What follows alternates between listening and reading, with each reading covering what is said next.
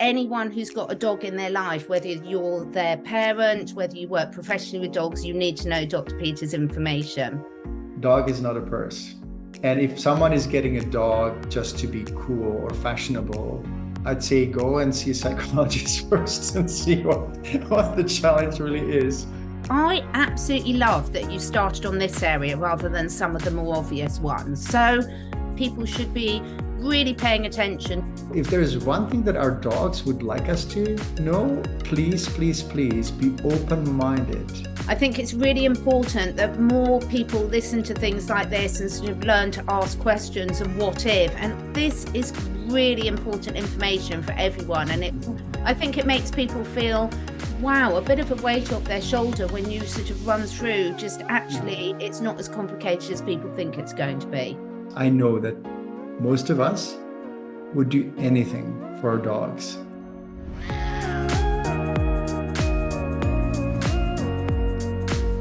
Hello everyone, Catherine here. I just wanted to do a short intro because you will be seeing some videos go up on my Catherine Edwards YouTube channel, my Holistic Biologist YouTube channel, and my Live, Love, Learn podcast, where I'm talking about KindaSound Radio. Now, this is because I've been lucky enough to be invited along on this fantastic radio station, KindaSound. I'll put all the links below, where every 2 weeks, Wednesday evenings, 5:30 p.m. UK time, I'm pretty sure that's right, yeah. I will be interviewing a series of guests on everything to do with animal health, human health, empowering ourselves to live the happiest, longest lives possible. All the advice is going to be really practical for people. And even when we're having the animal shows, you can apply all that advice to yourself and vice versa with the human shows. So for some of these episodes where you hear me talking about KindaSound, that's why, because I want the platform to be available to the interviews to be available to my people as well. The other thing just to mention is KindaSound Radio. In the interviews, I invite both all my guests to introduce 2 of their favorite songs and explain why they're meaningful to them.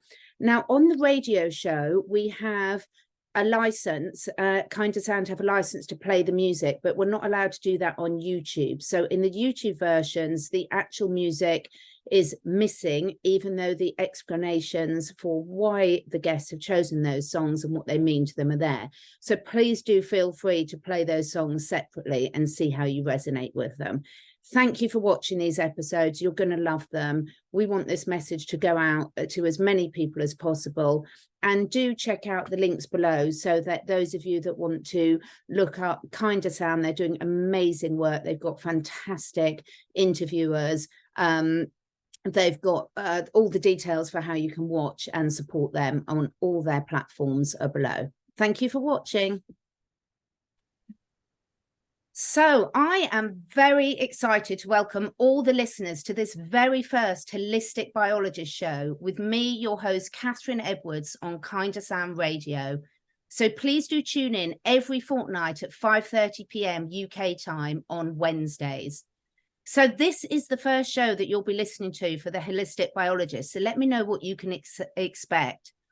Each episode, I'm going to be having an amazing guest for you, and we're going to be covering information on aspects of health, lifestyle, mindset, stress for animals and for humans. Because after all, the more we know about what the problems are, the better choices we can make for us and our furry friends to live long, happy and healthy lives. So for any questions to be covered or any suggestions for what you want covered on future shows, please do contact us. You can message us on Instagram, and the handle for that is @KindaSound, or on our Telegram channel, and that's t.me/KS Radio. So without further ado, let me introduce my very, very special guest for the first show, a dear friend of mine. So with over 30 years of experience in conventional and integrative veterinary medicine, Dr. Peter Dobias, DVM, has dedicated his professional life to helping dogs and their people prevent and treat disease naturally, and to create solid foundations for a happier, healthier, and longer lives together. And in this episode, we're going to be covering so much useful information for you, but we're going to be really looking at the top 3 things that your dogs want you as their humans to know to help them live the longest, happiest and healthy lives with you. So Peter, such a pleasure to have you on this show. How are you doing? Hi, Catherine. I'm amazing. I'm so glad that I got the opportunity to be with you, because we have many chats, and every time we can get together, it's really special. And I kind of know from previous conversations that we have a lot in common, and that we often have conversations about how we got to do what we are doing and why we do it. And I always learn something from you. So I'm really excited about being here today, and grateful. Yeah. I love it. Now, for those people that haven't heard Dr. Peter talk before, I will be putting some links below to a couple of other interviews that Dr. Peter and I have had on my YouTube channel. And I'd really encourage you to listen to this, because I want to make you blush now, Peter, because for the last sort of 10, 15 years, you are the person that I have learned most from on all aspects of how to be the best dog parent. I'm very lucky. Like you, I grew up with animals, but every single day I learn something new. And if I've got an issue, the first place I go to is your website, because you've got such a wealth of information on there. So everyone, I will be directing you to Dr. Peter's resources, because anyone who's got a dog in their life, whether you're their parent, whether you work professionally with dogs, you need to know Dr. Peter's information. So we thought we'd have a bit of fun today, because we want to look at it from the dog's point of view. And there's so much we can cover to help dog parents to really make sure they make the best decisions for their dogs. And there's always a knock-on benefit for the humans with that, because often when we start thinking about these things for our animals, we think, oh, what about our diet? What about our exercise? But I want to ask you, Peter, if a dog was sitting there with you now having this conversation and he was going to a new home, what would the dog want the parent to really know? What would be their number one thing? Number one thing. Oh my goodness. I think that I'm not going to start with diet, or I'm not going to start with health. I think that the most important part that our dogs would like us to know is that, number one, they're very, very sensitive beings, that they have to be given respect. They have to be given freedom. They love to be understood. They'd like us to have the empathy for their behavior, and understanding that while we may think that they are like us, they're quite different, meaning that a dog is different than a human, very different. And we expect them, just seeing what people do with their dogs on a daily basis, or with puppies, and how they talk to them in full-length sentences, and sometimes punish them or scold them or pull on their collars, which breaks my heart. I think that our dogs really would love us to understand them better, but also they would love us to know that they've come to us to solve some of the challenges that we have in our life. They've come to us to heal us. They've come to us to have a greater awareness of our emotions, and how we mirror our hurts and emotions and life and our past into their life. It's, this is such a wide topic, but this is something that I think our dogs would like to know on the kind of deeper level, spiritual level, if we just kind of take it from that point of view. But when we start kind of diving into the individual topics, I think they also would like us to know that we don't need to obsess about every single little thing to the point of weighing every nutrient and measuring every nutrient and obsessing whether our dog gets 1,000 milligrams of vitamin C or 1,100. They would like us to know that 20% of the steps that we take, or the measures that we can take, will make 80% of the difference. I find it really interesting that people are actually pretty good with babies, right? Like, they don't obsess about babies, and they just feed babies whatever they would eat, or, healthy food ideally, and sometimes not. but then they would not be as obsessive about the single little details. I think that we get obsessive like that when we really feel lost or unsure what we should do. So I think that our dogs would like us to know that we can relax a little bit. And I really loved one saying. I have no idea where I learned that, but it says something like a little bit of benign neglect doesn't hurt. It actually is beneficial. And then on the other side of the spectrum, there is a term that my dad used to use when my grandma fed us candies instead of dinner when we didn't want to eat dinner. And he used to scold her and say, this is not good for them and you shouldn't be doing that. And it's monkey love. If you do something that you think is out of love, but it's not really good for them. So the same we do with our dogs. Like there's a lot of monkey love going on, right? Like we let them beg and we let them, do things that are not really good for them, or give them treats that are not safe or good for them, just because they want them. And at the same time, we obsess about not giving them any human food, which is total nonsense. And, I think that dogs can get healthy human scraps. But, they would like us to know so much. They also would like us to know what is important in life. Yeah. Meaning they know exactly what is important. Connection with us and with their friends, and play, and good health, and quality of life, because they know when that is not there, they feel it. And obviously safety and food. But, they just focus on the right things. They focus on the right aspects of life. I want to pick up on some of these because I absolutely love that you started on this area rather than some of the more obvious ones. So before someone gets a dog, assuming someone is listening to this and they're thinking of getting a dog for the family or for themselves and they haven't got one yet, researching what dogs need, and particularly what different breeds of dogs, if you're thinking about getting a particular breed of dogs, need, that can be such fun, but it's so important and foundational, isn't it, Peter? I just wanted to say that today's episode is sponsored by ASEA redox signaling molecules. Now, it comes in two forms, the liquid and the gel, plus there's a huge other product range for us. But why did I start taking ASEA, and why is it now an integral part of something that my whole family, both four-legged and two-legged, take every single day? Plus also something that all the clients I work with, again, four-legged and two-legged, it's number one on my priority list. Well, part of what I do, what I'm passionate about, is understanding the challenges that are affecting each and every one of us in today's modern living.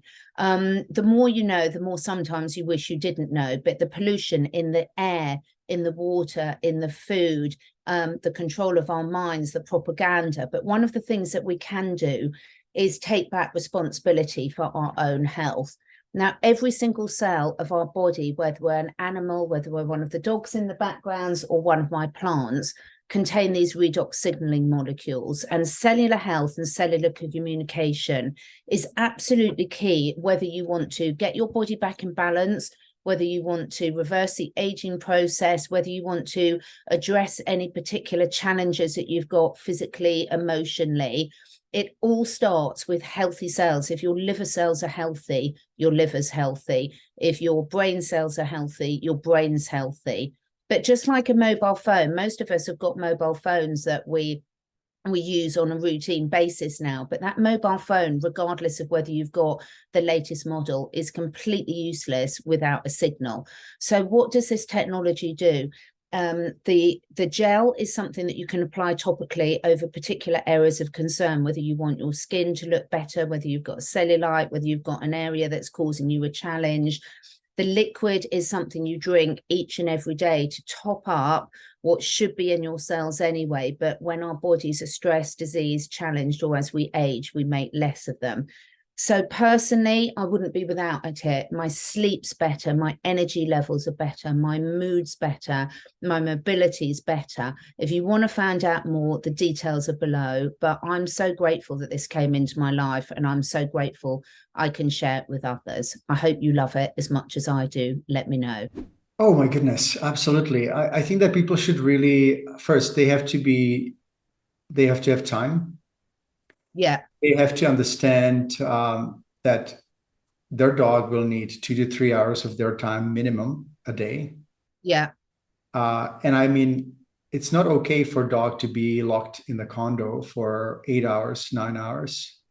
If they work 9 to 5, they will have to find someone to spend the time with their dog. I really am, I know that some people are in situations where their dog is like that, but there are also many seniors that who actually would love to have a dog for part-time, and they're in such a stage of their life where they don't want to get their own dog. So there's so many different ways. So yeah, so making time, number one, then really dropping the idea that if they go to dog trainer, that all dog trainers will know what to do with dogs. And when it comes to negative reinforcement and punishing dogs and creating these connections of fear and negativity around their behavior, I really love the idea that we should praise the positive and prevent or ignore the negative. That's the kind of basic training alphabet. What else? I think they should really drop the idea that they're getting a dog for their kids. Oh yes, of any age, like all the way to 20 or adulthood. They are getting a dog for themselves, and they'll be looking after that. And the kids may benefit, but my daughter who is 8-year-old wants a puppy. A really bad idea to get the puppy. Maybe just if you don't have time, just dog walk someone else's dog. Again, there's a double benefit or triple benefit, right? One for the dog, one for the owner or guardian of the dog, and one for us. It's super important as well. Another interesting part, and I could tell you which decade, what breed was popular, right? Yes. When I came to Canada, it was Shar-Peis, strangely enough. Dogs with a lot of problems and dermatitis and ear problems and difficulty to breathe and behavior issues. And then there was Weimaraners, and then it was Golden Retrievers, then it was Labradors, and it would go on and on and on. And so dog is not a purse. And if someone is getting a dog just to be cool or fashionable, I'd say go and see a psychologist first and see what the challenge really is. And maybe some people will be mad with me, but I really think that we can resonate with a certain breed. That is not a problem, yes. Right? That personality type, like I love border collies because I have a tie with historical tie to border collies of my friends, and then I thought I would get a border collie. I just love the breed. They're connected and they're busy and active. Like we choose dogs that are like us. So yeah, but they're definitely not accessories.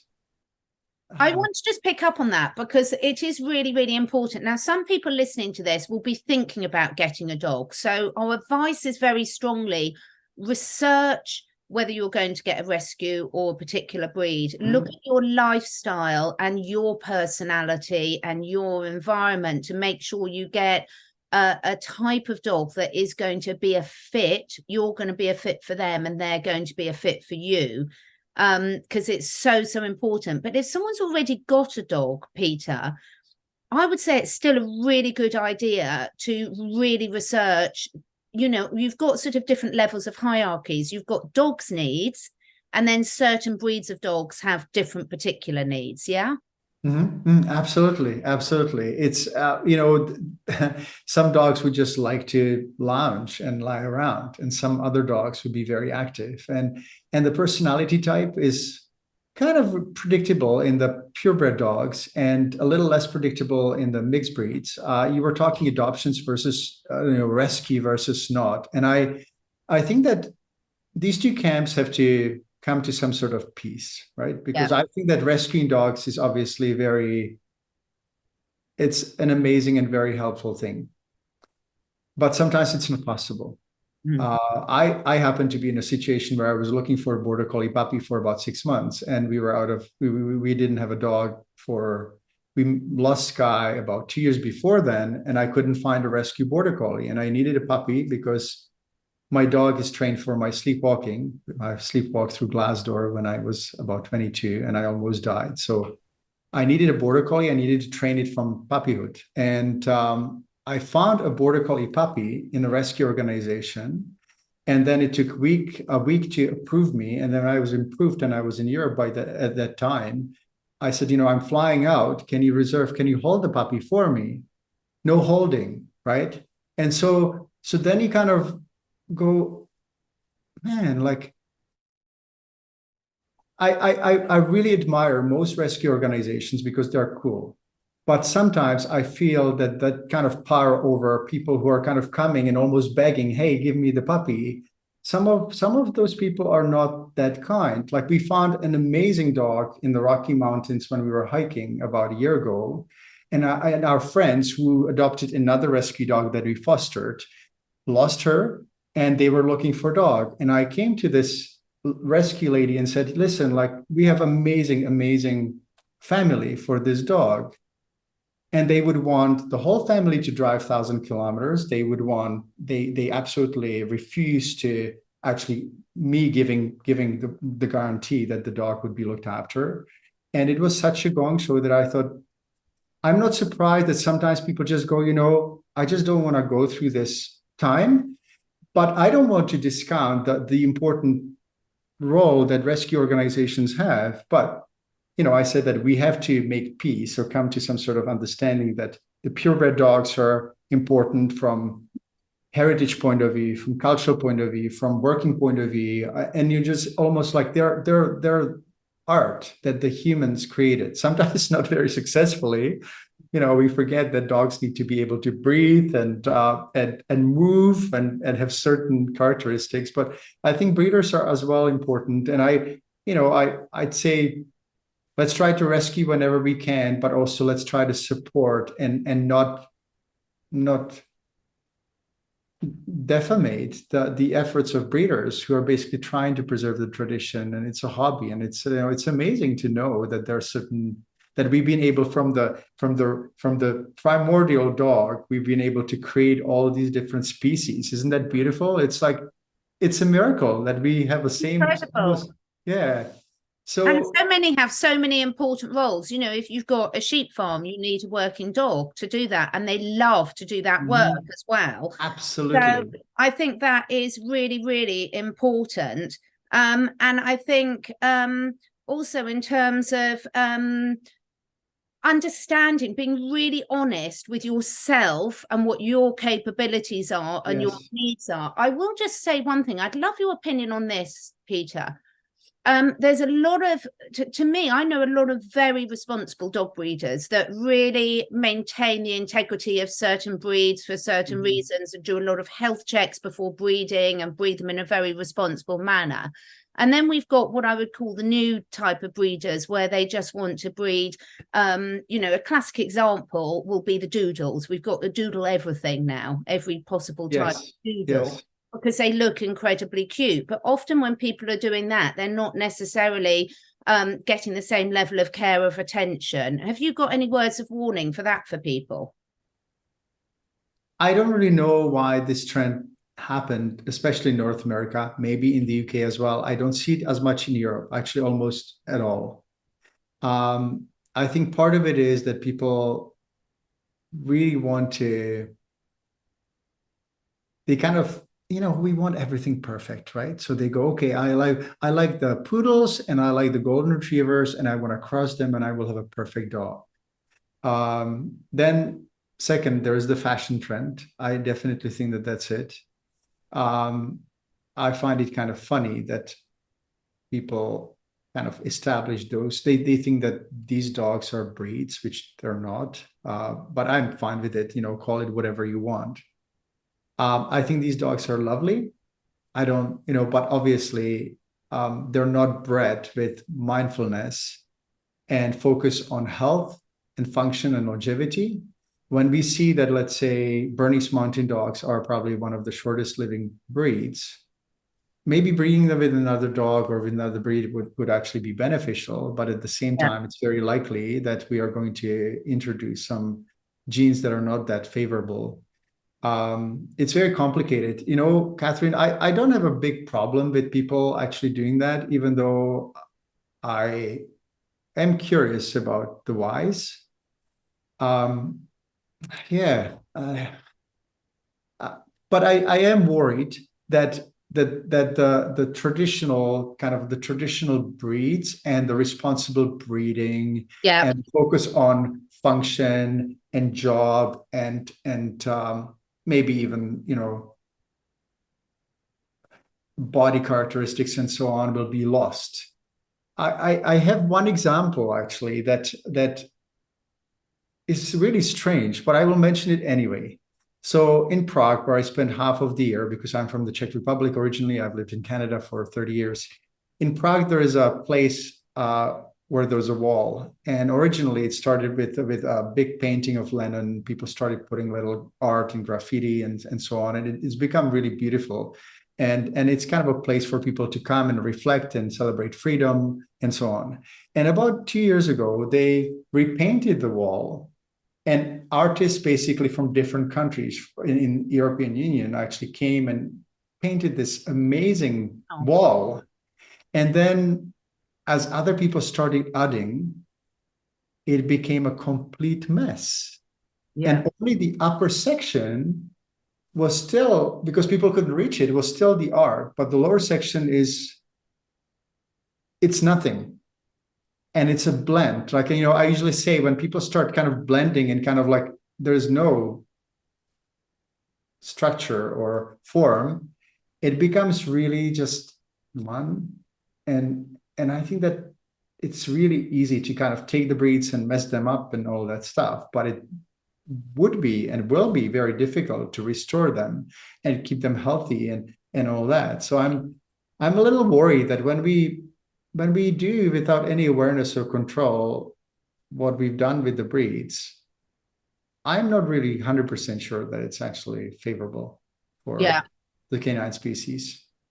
But I'm also not like, I'm not saying, I'm going to dedicate the next 5 years to kind of make sure that this is going to stop. No, I understand why people do it. It's fine. And I have empathy. And maybe one day I'm going to have a whatever doodle. You never know. I think it's really, really important that people give a lot of thought and attention and research where they're getting their dog from. So whether it's a rescue or a rehomed one, because there's lots of rescue dogs that don't come with any problems because, there's circumstances where the owners die or are unable to look after them anymore. And so there's lots of very, ready to go family pets in rescues. And equally, if you've got a particular desire for a particular breed because it's a working dog or that's going to fit your lifestyle and you've done your research, I think supporting the good rescues, the good breeders is really, really important, because at the end of the day, if we do that, then the dogs win because their welfare, we're supporting the ones that have got the dog's welfare in mind. So I think probably from this first section, it's really people should be really paying attention to where they get their dogs from, what type of dog is right for them, and what type, what are they right for? What breeds of dogs are they the right parent for?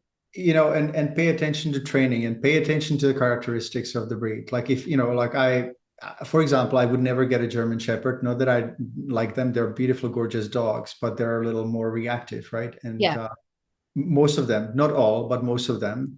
And so you have to understand that if you do have that dog, that you have to be actually very experienced. It's like driving a Ferrari. Like I would not be driving a Ferrari because I don't really know. First, I wouldn't want it, but second, I wouldn't know how to drive it. You were talking about the responsible breeding, and we forgot one thing, and that is the issue of puppy mills. Because with the trendy breeds and the trends, there are many puppy mills that kind of pretend to be responsible owners, right, and breeders. So we really have to, like, if someone is looking for a dog, I would really kind of research the information about the particular breeder if you don't go through rescue, and make sure that you see the puppies, you see the mom, you see where they are, and so on, because these dogs unfortunately get badly abused. It's heartbreaking to see. Usually the puppies don't get what they need, so they're problematic dogs. And ultimately, you know, I tried many times to talk to my clients who were kind of thinking, you know, I know that this is not a good situation, but I'm gonna rescue this puppy. But unfortunately, rescuing these puppies means that we are actually supporting the practices of these puppy mills and make them exist. So I would say that it's really important and imperative that we don't go there, even though we may not, in quotes, rescue the particular dog. That is absolutely not, you know, it's not their fault. We really have to prevent ourselves from going there, and report these organizations. Ideally, lobby the local governments to make sure that these organizations can't exist in the jurisdictions, and that we stop this horrible practice. I so agree. So we're going to take a little break now, and I'm going to ask you just to introduce the name and the artist of your first song, please, Peter. You know, when you asked me for 2 songs, I have a playlist of hundreds, but there's one song that is quite unusual and at the same time really amazing, and it's by Ennio Morricone, who is an Italian composer, modern classical composer. And this piece is from the movie The Mission, and it's called Gabriel's Oboe, and it's played by Yo-Yo Ma, which is another artist who is amazing. They're the ones that I don't cry very often when it comes to music, but they make me cry every single time. So this is the song, the first song. Lovely. We'll take a break and listen to that. We'll be back soon. So welcome back to the Holistic Biologist Show with me, your host, Catherine Edwards, on KindaSound Radio. And I am here with my lovely guest, Dr. Peter Dobias. So before we get into the next point about what our dogs want us to know, just tell me a little bit about that song, Peter, that we've just played and why it's so special for you. You know, I you caught me by surprise because I didn't expect this question, and I'll tell you how I feel about this song. It's not about anything particular other than that evokes a feeling of harmony, that I feel that the piece is just beautifully put together. Ennio Morricone is one of the composers that I actually have seen in real life with the Czech Philharmonic Orchestra. And as I said, he made me cry. Like, my niece and I went to the concert and we were bawling our eyes the whole time. And it actually makes you be a little surprised, because I don't cry very often, but it's absolutely out of control. So I think that when a vibration frequency, when the rendition of this piece actually is presented, it just touches my heart, and that's why I like it. The movie The Mission is actually, it's a very interesting movie. It's a little dark as well. But the piece it's one of the best pieces of modern times, I think. I love it.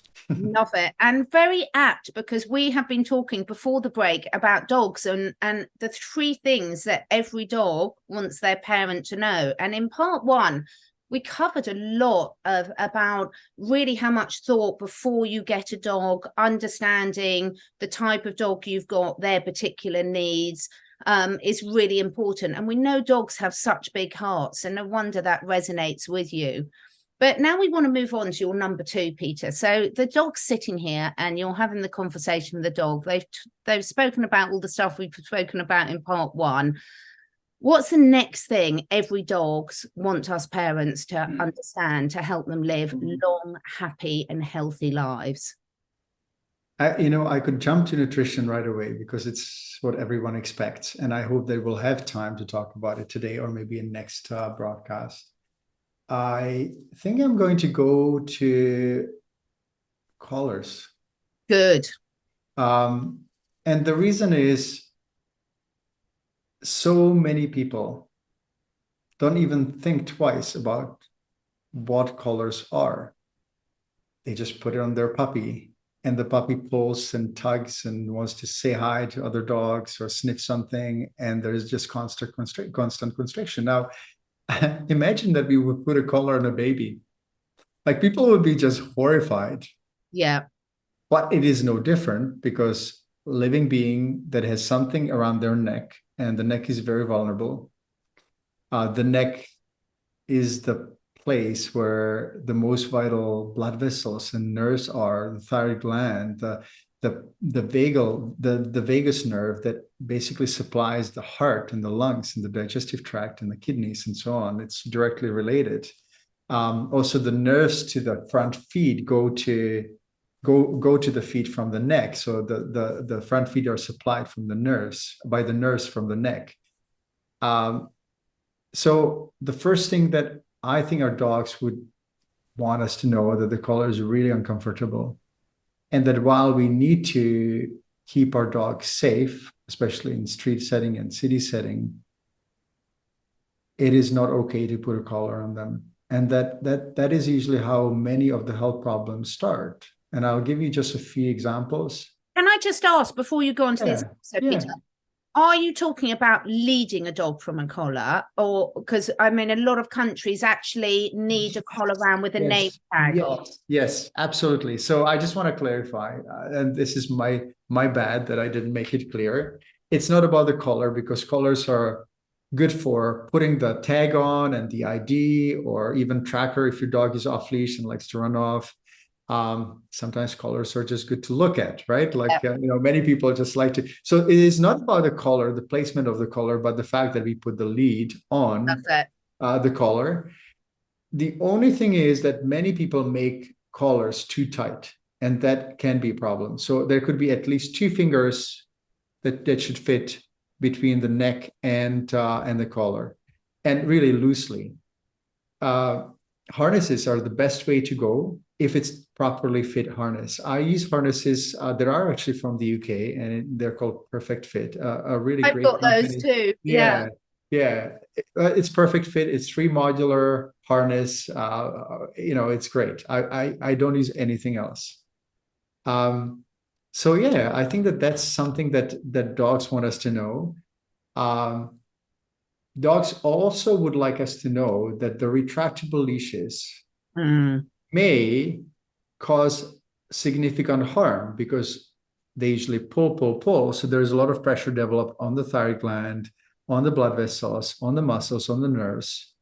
And then they get to the end and there's a jerk, right? So it's like being a chiropractor without being a chiropractor. Not a good idea.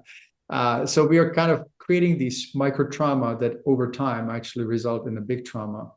And as I said, there is a direct relationship between the spinal health and neck health and the rest of the body.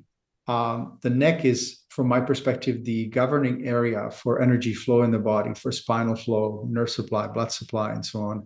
One of the most common conditions, and it happens in medium and especially large dogs, is hypothyroidism. And every time I get an opportunity to kind of talk to dog lover, seeing that their dog pulls, I talk about hypothyroidism, because the thyroid gland is right under the collar. The gland gets traumatized, inflamed. The immune system goes, inflammation, I have to remove these cells.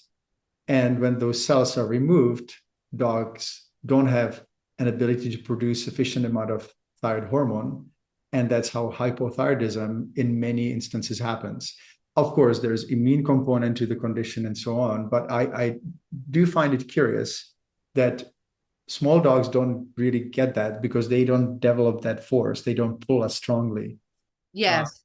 The brake that is on the leash, on the retractable leash, again, very harsh. And people just don't realize that. And I would like everyone to understand that retractable leashes may look really cool and convenient, and most people use them. They're the number one thing that I would get rid of, and then attaching the lead to the collar. That's the number two. I use a leash. So with it, Yeah, you had got some brilliant examples of things that people wouldn't think were associated with that with ours. So can you talk through two specific examples? One is dogs chewing their paw, and two, digestive issues, and how they could be related to this. Yeah, so paw chewing definitely is often related to neck injuries and neck trauma. If you think of your neck, if we have sore neck, we sometimes may have tingling in our hands and feet, and people, not feet, hands. And dogs, when this happens, dogs don't have the ability to actually do anything to kind of tell us. They just start licking because it's abnormal. There is some sort of sensation, pin and needles, itching, whatever it is. Then they start licking those areas, and they cause micro trauma. Also, when the energy and nerve flow and blood flow doesn't happen as openly and readily, the skin and the structures of the whole foreleg may be weakened by that. Yeah. So dogs will have actually skin that is more sensitive as a result of that. I find it really frustrating, but I have a lot of empathy with that. That many of my colleagues don't connect the paw licking with neck injuries, and almost always go to allergies or some sort of fungal or bacterial condition, which is usually secondary if it's there. So that's something that I'd like people to learn and know. You know, the reason why I love talking about these things, because they're so simple. Yep. And people can be aware, and they can prevent so many problems without needing to go to the vet. So when I started my online work and decided that I would love to empower dog lovers around the world, it was because I was seeing the same conditions coming to the practice and repeating. And it is so trivial and so simple. The 20% of the knowledge that makes 80% difference is actually quite embarrassingly simple. You don't need to have a veterinary degree. You don't have to be a scientist, researcher, but we don't know what we don't know. And so if there is one thing that our dogs would like us to know, and they would like to say, is please be open-minded to other possibilities. Don't be too rigid in how you see the world, how you see health, because if we are rigid, then we may miss some important solutions. We may miss the key to certain conditions. And also, 99 people can be saying one thing, and the one person may be actually correct. And it's intimidating, even in the veterinary world. Like, you know, when I started practicing, you just want to fit, and you just don't want to be, you know, and there's this attitude. It's almost like a little bit of a bullying attitude when someone doesn't fit in the preconceived mold, in the mold of, let's say, conventional medicine, in the mold of cookbook medicine. It's hard because people suddenly, you know, people may ridicule you, people may publicly, openly pick fights and arguments. And if you're, let's say, 1 against 50, what do you do? But as time progresses, you realize that it's okay. And that, you know, when you look at history, I don't know exactly what the saying is, but they say first they laugh at you, then they possibly hear you, and then you know, they go along with you, right? There's like normally after you've died by that stage. What was that? Normally after the person who raised the new idea has died, do they suddenly realize, oh, perhaps they were right? Ridicule's always the first phase. So if you're a dog parent and your dog's got digestive issues, if they've got paw licking and things, it's so important, isn't it, when you go to your vet to sort of say, oh, could you just check their back? Or, you know, you and I are a big fan of, say, chiropractic treatment for dogs is very, very important. you wanted me to talk about digestive issues. So is it in relationship with collars or is it in relationship with the spine? What would you like to? Well, because I know that spinal problems and collar issues could be related to that, can manifest in other things. So, for example, if someone's got a dog, you had an example with a spinal issue with your first dog, Sky, didn't you, when he was a puppy? Oh yeah, absolutely. So first I'm going to kind of focus on the collar and how it could affect digestive tract, and then I'm going to talk about the story of Sky and what happened and what he taught me. Obviously, our dogs always want us to know that they're there to teach us. They're bringing wealth of knowledge, and if we're open, then they'd be happy to provide it. So going to the collars. The vagus nerve is the nerve that basically governs some of the internal organs like the heart, the lungs, the kidneys, the digestive tract, and so on. It's the nerve that becomes more active when we digest. It becomes less active when we exercise and so on. There's this yin and yang system of sympathetic and parasympathetic nerve fibers, and the vagal nerve is actually part of the parasympathetic nervous system. So when dogs pull or when they injure their neck, it can definitely affect the heart or the lungs or the digestive tract. So, going back to the spinal column, I see it as the energy highway in the body. Or even better, you can imagine that it's a watering system in the garden. And you know that most of the watering systems have branches. And if, let's say, one branch of the watering system is when there is a hole or it's pinched the hose or something happened, then the garden beds basically don't thrive. And maybe the veggies will even die. And so the same thing happens in the spinal column, where certain segments actually supply the blood, nerve flow, and energy flow, if you want to call it that way, because in Chinese medicine, we acknowledge that as the qi or energy. If these segments get blocked, then the particular segment, whether it's skin or organ, doesn't thrive. And so the digestive tract, especially the large and small intestine, get the spinal supply from the lumbar area. And there are numerous instances where dogs injure the lumbar spine, whether it's slipping and sliding, or they do a lot of one-sided exercise like sprinting and chasing and braking and so on. I'm not saying that it shouldn't be done at all. I'm saying that it has to be done with mindfulness and also understanding that they can get injured. And when they get injured, the muscles get tight, the nerves and the blood vessels and the energy flow will stop supplying that particular area. And imagine that it's a garden bed. Let's say that the intestinal tract is the garden bed, and when the lumbar area gets tight and injured and inflamed, the muscles tighten and the energy flow doesn't get to the intestinal tract as readily, and we start having diarrhea or constipation or whatever else it is. So when I got Sky, he definitely was a good teacher, because maybe month 5 or 6, he started having chronic diarrhea. And I had no idea how to stop it. I basically used all the tools in my box from conventional to holistic medicine, and nothing worked. And it got to the point where I had him on IV fluids, and I was thinking, this is not happening. Like, I should know how to solve this, and I don't really know. And then I started reading Chinese medicine literature and just kind of checking and making sure that I'm not missing something. And the reference of the digestive tract in the lumbar area came to me. And I thought, oh my goodness, I've been letting him chase the ball all the time. And so I checked the spinal column and especially the lumbar area, and it was really injured. And so I went to my friend chiropractor. She did a few adjustments and the diarrhea was gone. Wow.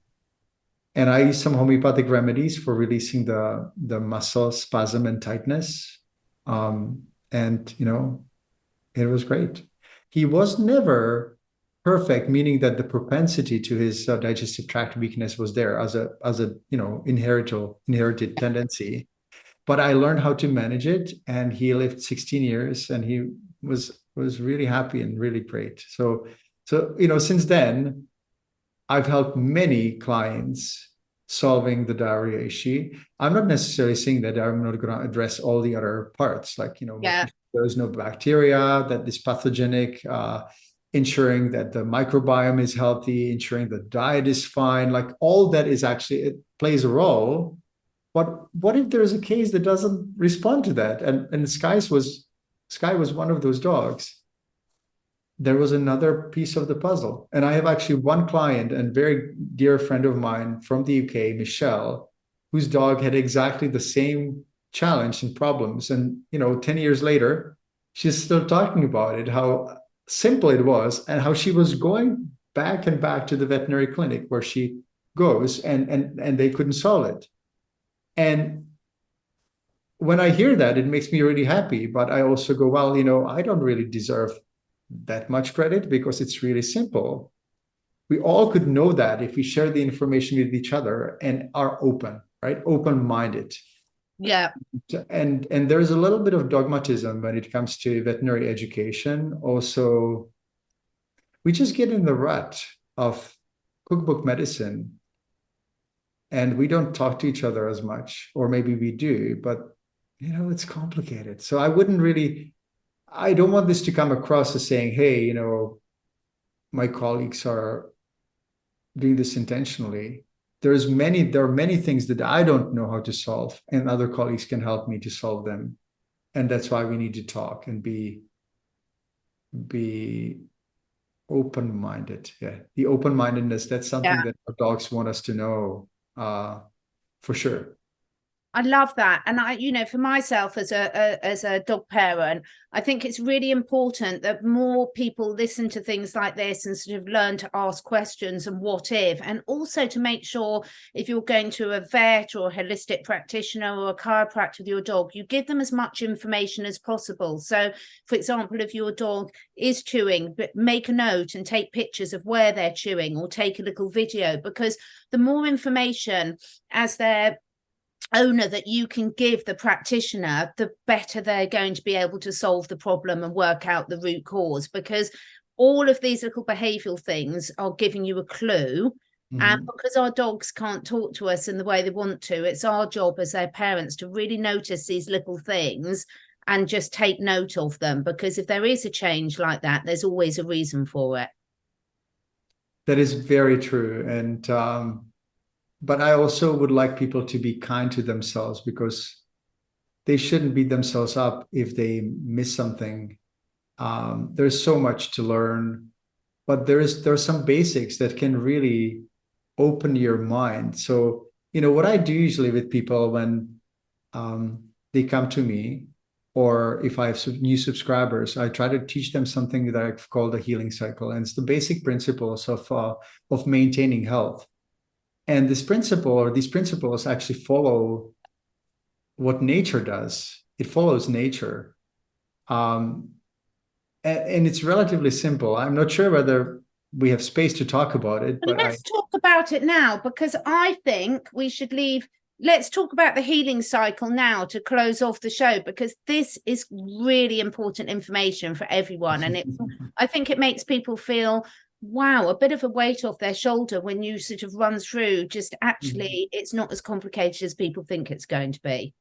Go for it. Yeah, I think that it's not complicated. It requires discipline and just certain basic understanding. And I get really passionate about it. And over the years, I've been a little intrigued.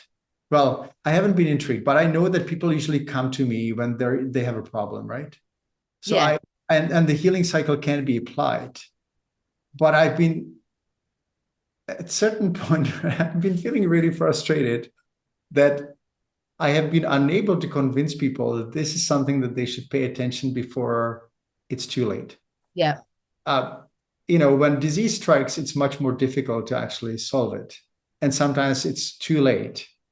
When, I'm going to talk about relationships or marriages, like we go to the gym, we eat healthy, but then we don't really pay attention to maintaining the relationship and working on it and so on until it's almost too late, right?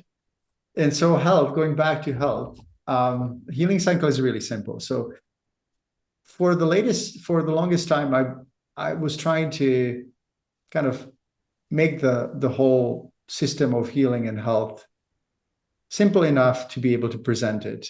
And then I thought, well, nature has it really beautifully figured. If you think what nature does, everything is in a cycle, from nutrient recycling. The plants grow and then they're eaten, and then the herbivores are eaten by the carnivores, and then it goes back to the earth, and there's a beautiful cycle. Then you have the cleansing processes. So the first one is nourishment, right? And making it just ideally closed. The food cycle should be closed. We have done a lot of damage to that. We transport food, the food doesn't get back to the soil where it came from, and so on. So that's the first area that we need to address. Second, when we look at nature, it's the cleansing processes. You see the rain cleansing everything and washing everything in the rivers, and then the microorganisms and the systems in nature basically cleanse it. It's from the bacteria to animals to surf and oxygen and the sun and sun rays. Like, it's a cleansing process. And then there's a general tendency for nature to reset everything back to where it was, right? So there is a certain cycle in the seasons, there is a certain cycle in life, and so on. So resetting. And then in the kind of like past decade or so, we've been really focusing on how nature repairs DNA, how we can prevent aging. How does nature do it? Why some animals and some microorganisms or some organisms actually, why they live so much longer when we introduce certain substances that are actually natural. So going back to the practical sense, and going back to nutrition, if it's okay, the most important part is to feed species appropriate food. And our dogs would like us to know that they would prefer eating food that they would normally eat in nature. I don't know many wolves or coyotes that would graze in a field of grain or corn. It just doesn't happen. But they do eat berries. Beside the prey animals and meat and bones and organs, they eat berries and they eat grass, and they do eat some plant material. So they would like us to know that. I don't know any doctors, human doctors, that would say, oh, you should eat only processed food. And I know many veterinarians who have been saying that. We veterinarians have been an interesting kind. We are a little bit of a soldier type. We kind of follow the instructions very well. We are relatively good students. We were chosen that way. But we are having a hard time to believe that someone could actually use us to support their agenda. Pet food industry. We know how pet food started. A person who has not, I can't really remember his name, but that the original pet food maker was in construction or maybe in some sort of other work. And he started, he thought, oh, there is a lot of leftovers of food from human consumption. Maybe I could just put it together and make dog cakes. I can't remember his name. Do you remember his name? I can't remember his name. I know it's in the dog book I've got there, but it is so important. It's a lot of these things. It's like Chinese whispers, where people think they've been started on some scientific foundation and they just haven't. And so basically, over the years, we've been convinced that dogs should not get any human table scraps, that they shouldn't get salt, which I have no idea why anyone could recommend it, because all the animals like horses and deer, we give them salt licks and we make sure that they have salt and so on. Suddenly dogs shouldn't have any salt. And I'm not necessarily saying that you should be always feeding your dog human food, but it's not a problem. But it's a good way of convincing people that they should not get anything else than scientifically crafted or formulated kibble. And when you look at the formulations, it's mind-blowing, because it's like wheat gluten and corn and rice and brewer's yeast and this and that, and byproducts, and it is, and the puppy food is actually different from the senior food only by the ingredient proportions, but I actually looked at a few of these recipes and they're the same and they have the same crap in them. And one thing I would love to do one day, I'd like to have very mindful, very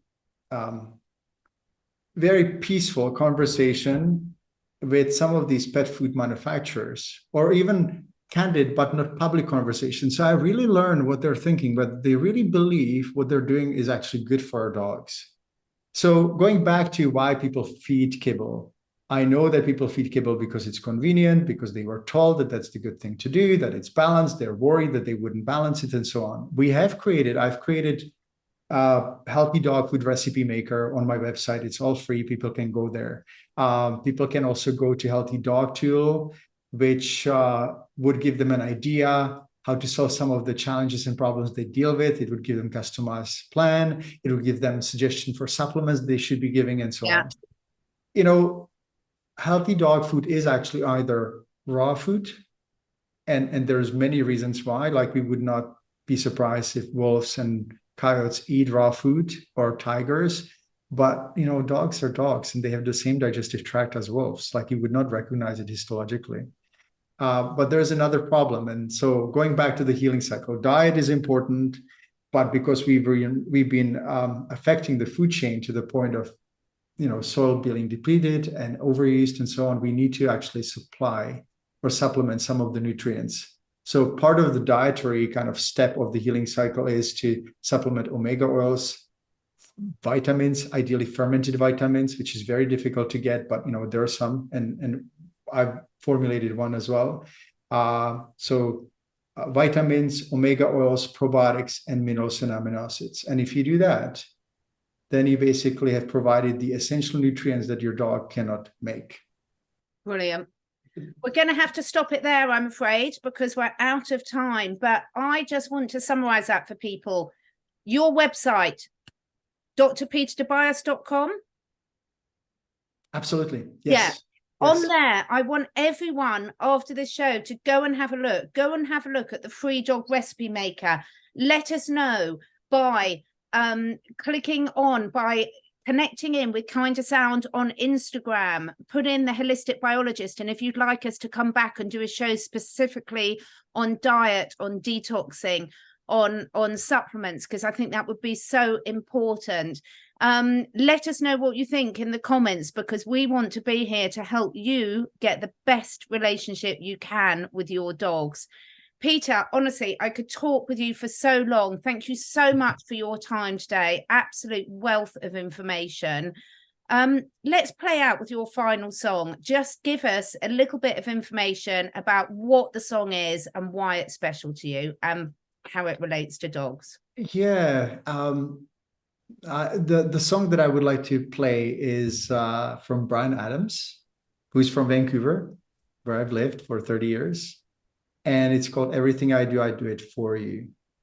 Obviously, it could apply to anyone, and especially our dogs as well, because I know that most of us would do anything for our dogs. And that's why maybe next time we can talk about the rest of the healing cycle. I apologize that we didn't have time and that I went so long, but that's just the way. Thank you so much. There's so much information. Thank you so much. Enjoy this song, everyone. And let us know what you'd like us to discuss next time. Get those questions in. And thank you for tuning in to the first episode of The Holistic Biologist on KindaSound Radio.